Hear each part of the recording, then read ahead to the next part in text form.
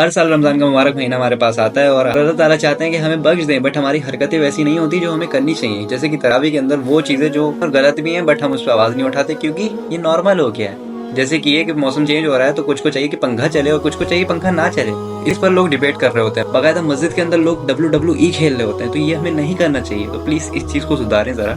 किसी को पंखे से अगर कोई मसला है तो ना चलाएं यार। आप नमाज पढ़ना है नमाज पढ़ो, तरावी पढ़ो, निकलो पतली गली से।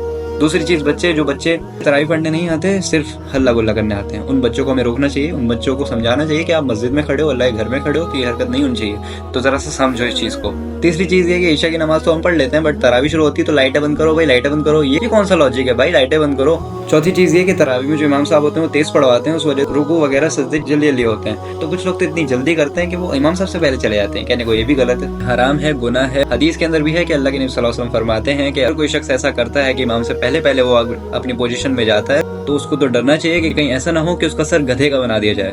और सबसे इंपॉर्टेंट बात, जो हम बैठे रहते हैं और जैसे ही फिर अल्लाह अकबर रुकू में होता है तो हम खड़े होकर अल्लाह अकबर एकदम करते हैं, तो वो नहीं होता भाई। ये बहुत गलत बात है, ये नहीं करनी चाहिए। इसमें हम सब हैं, इसमें मैं खाली आपको नहीं कह रहा, इसमें हम सब हैं। तो हमें इस चीज पर भी सुधार लाना पड़ेगा। तो ये जो सारी चीजें मैंने आपको बताई हैं ये सब हो रही हैं, आजकल आम हो गई हैं। हमें इन सब चीजों को रोकना पड़ेगा ताकि हम लोग दीन पर सही से चल सकें।